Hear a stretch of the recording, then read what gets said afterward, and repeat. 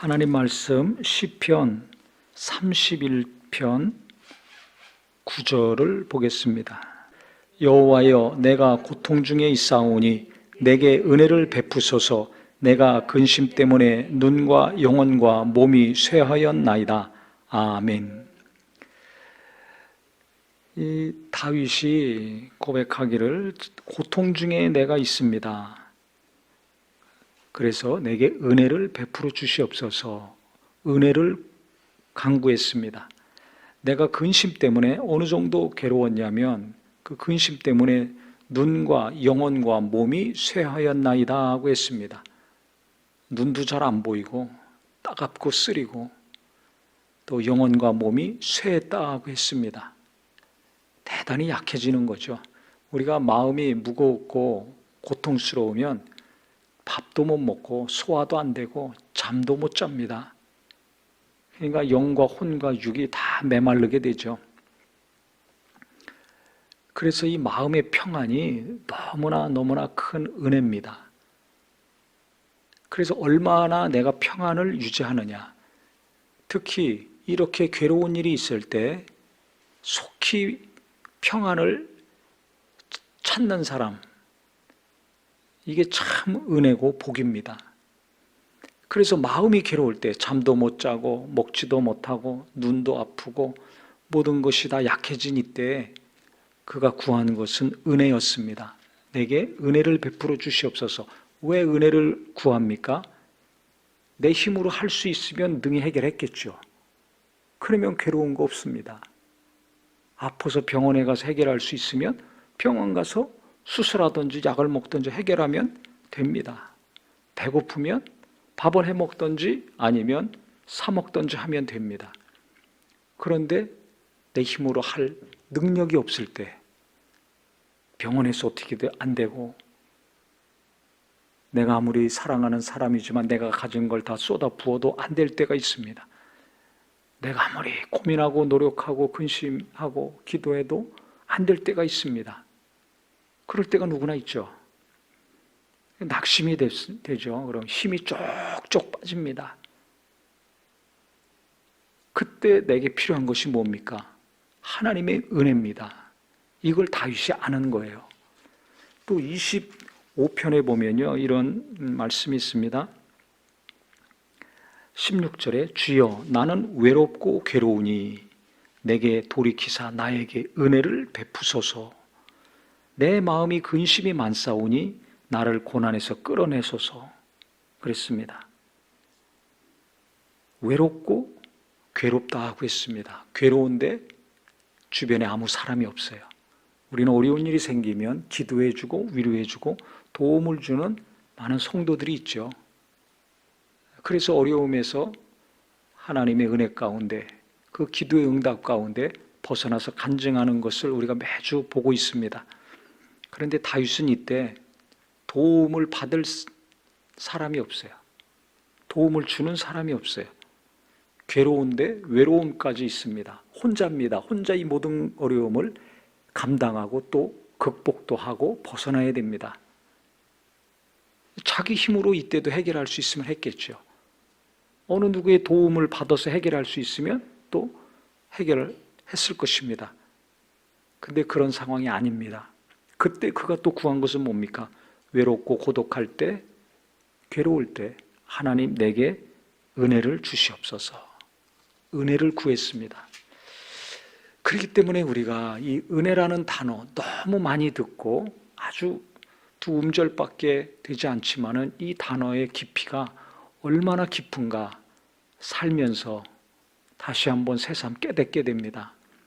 어느 때 깨닫냐면 다윗이 고백한 것처럼 외로울 때, 괴로울 때, 몸과 마음이 메말라 갈 때, 아무리 내가 기도하고 몸부림치고 있는 힘을 다하고 모든 걸 쏟아 부어도 되지 않는 현실을 내가 만났을 때 하나님의 은혜를 찾게 되고 구하게 됩니다.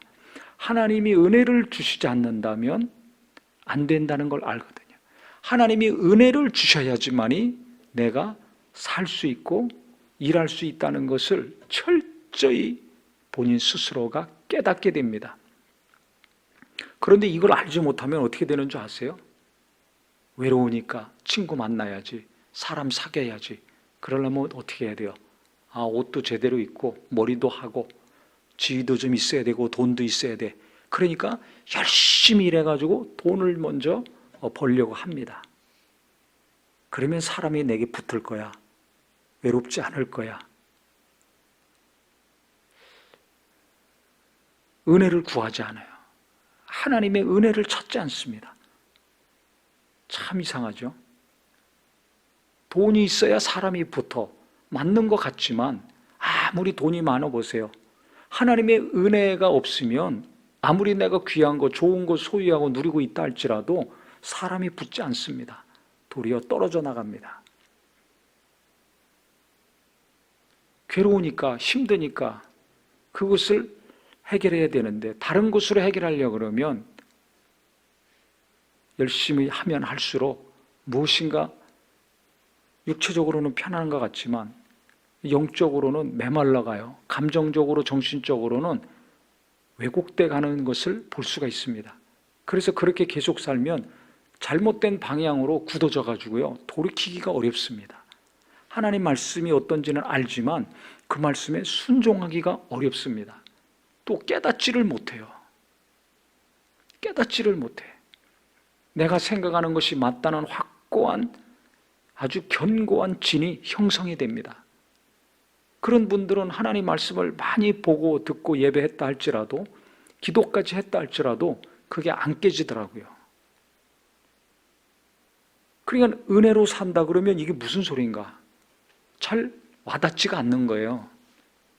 겸손한 자에게 하나님은 은혜를 주신다.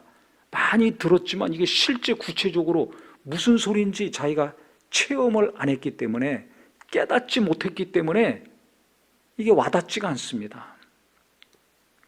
와닿지가 않은 거예요. 열이 많은 사람은 항상 체온이 높기 때문에 추운지 모릅니다. 남들이 춥다고 벌벌벌 떨고 옷을 여러 개 입는 거 이해가 안 되는 거예요. 왜? 자기는 추워본 적이 없어요. 더워. 어디 가든지 얇은 거 입고 다니고 벗고 다니고. 그러니까 이 옷 입고 다니는 사람들, 네일을 입고 다니거나 여러 개 입고 다니는 사람들 이해하기가 어렵죠. 그와 똑같은 겁니다. 은혜라는 단어는 많이 들었어요. 은혜로 살아야 된다는 걸 많이 들었는데 이게 구체적으로 내게 와닿지가 않는 거죠. 왜 그렇습니까? 은혜 구하지 않고 내가 열심히 살아왔던 것이 너무 굳어졌던지, 아니면 내가 열심히 살아온 만큼 어떤 좋은 결과가 있었기 때문에 그거 없이도 내가 지금까지 잘 살았는데, 뭐 부족함이 없는데 뭐가 문제야? 그러니까 이 은혜를 그냥 예수 믿고 구원받은 것이 은혜다, 여기서 그냥 멈추는 겁니다. 그러면 외로움과 고독함과 이런 어려운 일이 생기면 어떻게 하는가? 다른 것으로 해결하는 거죠. 다른 것으로 해결하는 거예요. 뭐 그래서 여러 가지 열심히 하는 것들 많이 있지 않습니까? 먹는 거, 입는 거, 다니는 거, 운동하는 거 등등 취미 생활을 통해서나 수다를 떨거나 여러 가지 것들을 통해서 지금까지 그렇게 해결을 해왔어요. 돈을 많이 쓰면 또 그런 것들 좋은 곳에서 좋은 사람과 또 해결 많이 할 수 있습니다. 다른 곳으로 해결을 하는 거, 그것도 좋은 방법이겠지만 그럼 뭐가 남느냐? 은혜로 사는 것을 모르는 게 남는 거예요. 그렇기 때문에 우리가 내가 해결할 능력이 많아가지고 외로움과 고통 가운데서 벗어나든지, 아니면 누군가의 도움으로 벗어나든지, 그것도 은혜지만 더 중요한 것은요, 하나님이 내게 은혜를 주셔서 내 문제가 해결됐다는 것을 내가 아는 게 중요합니다. 내가 열심히 해서 해결하는 것도 있지만은 못하는 거 있잖아요. 그때 어떻게 하냐 이거예요. 내게 도움을 주는 사람도 있지만 도움을 주지 못할 때도 있습니다. 또 아무리 도움을 받더라도 해결 안 되는 것이 있습니다. 아무리 돈이 많더라도 해결 못하는 것이 있습니다. 이 인간의 근본적인 문제거든요. 그러니까 자기 자신을 잘 돌아보고 성찰하는 사람들은 그것이 자꾸 보여요. 내 노력으로, 돈으로, 누군가의 도움으로 해결할 수 없는 것이 내게 있다는 것이 너무 잘 보입니다. 그것이 또 여러 가지가 있다는 것이 보입니다. 근데 이것이 내 힘으로 안 되잖아요. 돈으로도 안 되잖아요. 열심으로도 안 되잖아요. 그러니까 그때 구하는 기도는 뭐냐면 다윗이 지금 한 기도가 저절로 나오게 됩니다. 주님, 내게 은혜를 베풀어 주시옵소서. 그 이전에는 돈을 달라고 했어요. 왜? 돈이 있으면 해결될 수 있다고 확신을 했으니까. 그런데 그것이 아니라 은혜를 베풀어 주시옵소서. 이 기도가 나올 수밖에 없어요. 그래서 은혜를 구하는 사람이 최고의 신앙을 가진 사람이 아닌가 이렇게 생각합니다. 이것을 계속 체험해가지고 내가 하나님의 은혜 없이는 살 수가 없다. 나는 날마다 은혜를 받아야 된다. 하나님의 은혜가 없이는 나는 일할 수 없다는 고백이 그냥 외식하는 고백이 아니라 마음속 깊은 곳에서 나오는 사람이 진짜 하나님 제대로 아는 사람이고 내가 죄인인 것을 아는 사람입니다. 내가 죄인이라는 것을 알고 내가 은혜로 살 수밖에 없다는 사람이라는 것을 알았을 때 어떤 일이 벌어지는가? 그 사람이 그때 겸손한 거예요. 그러니까 겸손이라는 단어는 그냥 온유하고 그냥 말 잘 듣고 이런 사람이 아니라 부드러운 거, 이런 것도 겸손이지만 진짜 겸손은요, 내가 은혜가 없이는 하루도 살 수 없다. 이것을 깊이 깨달았을 때 겸손한 상태라고 저는 생각을 합니다. 이게 좀 어려운 말일 수도 있습니다. 왜? 대부분 자기 열심으로 부지런히 노력해가지고 살지 않습니까? 그 대가를 거두면서 살지 않습니까? 거기서 만족을 얻고 위로를 받고 행복을 누리면서 대부분 삽니다.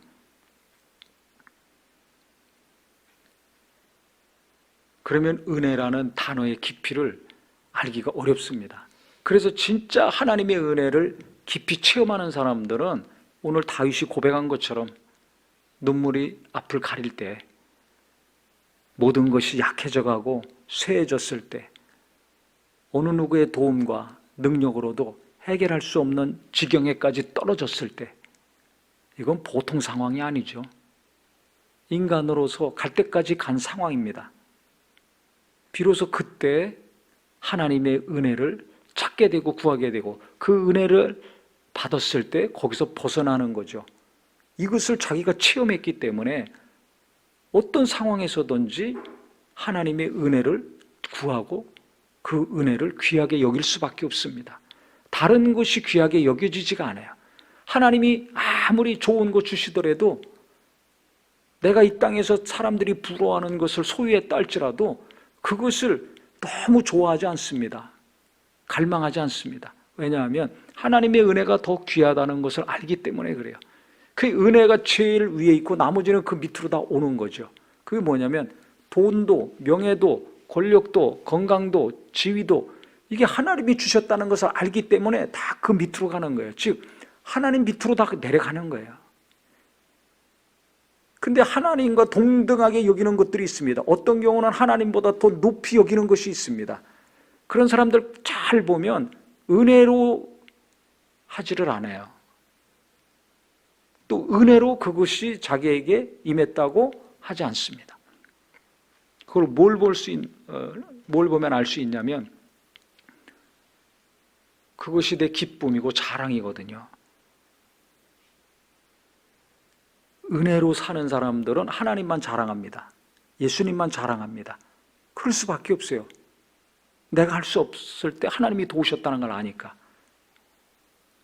그런데 자식을 자랑하고 남편 자랑하고 목사 자랑하고 누구 자랑하고 내가 열심히 했던 거 자랑하고 어떤 사람은요 묻지도 않았는데 막 이것저것 자기가 했던 거 경험했던 거 그거 자꾸 얘기하는 경우가 있습니다.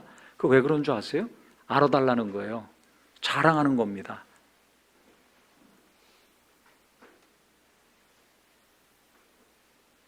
거긴 하나님이 없어요. 말로는 주여 주여 찾지만은 거긴 주님을 자랑하는 것이 아니라 자기가 한 행위와 자기가 했던 것들을 자랑하는 거죠.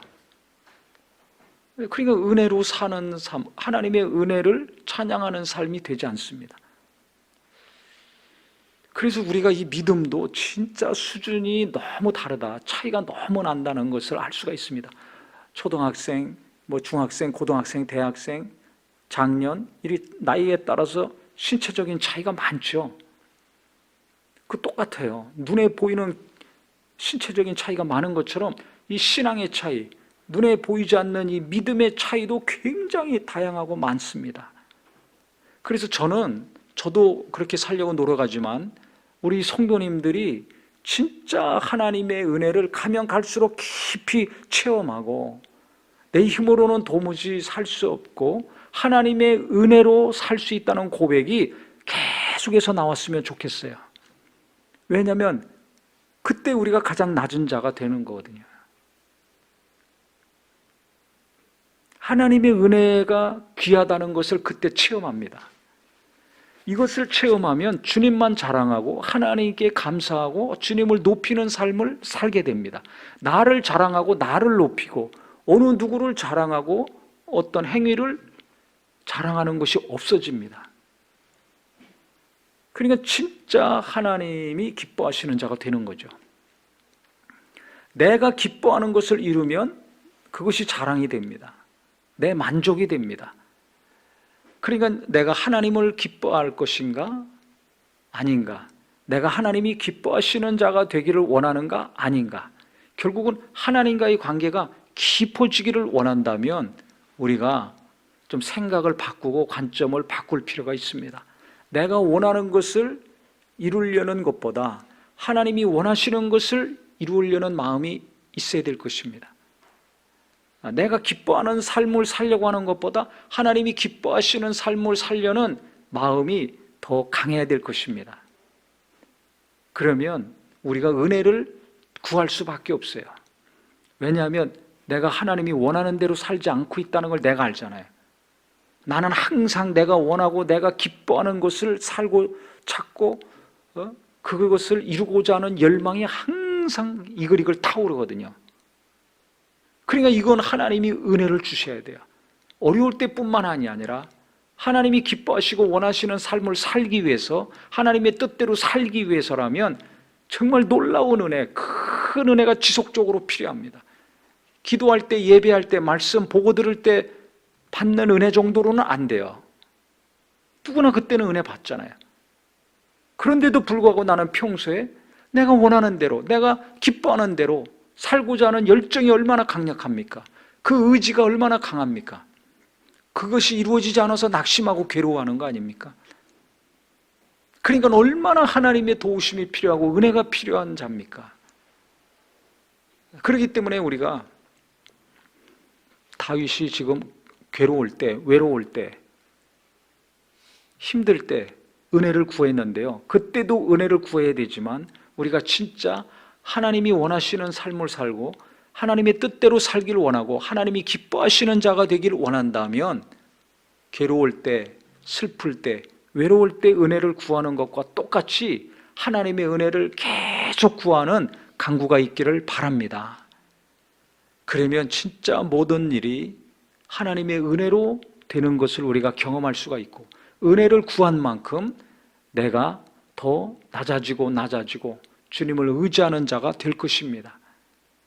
그래서 하나님이 은혜로 나를 도우시고 내게 관계된 일을 도우시고 내 기도에 응답해 주시는 것을 경험할 때, 하나님의 은혜로 내가 내 마음대로 살고 내가 원하는 대로 살고자 하는 방향에서 돌이켜서 주님이 원하심을 알고 주님이 기뻐하시는 것이 무엇인지를 알고 순종해서 그대로 살 때 하나님이 기뻐하시는 것을 내가 체험할 수 있고, 내가 혼자 기뻐하고 만족하는 삶이 아니라 주님이 기뻐하시고 만족하는 것을 내가 그 안에서 같이 누리면서 사는 삶이 될 것입니다.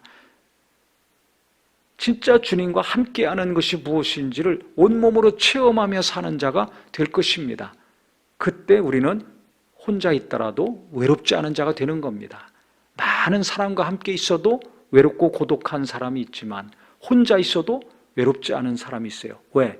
하나님이 함께 하심을 알기 때문에 그렇습니다.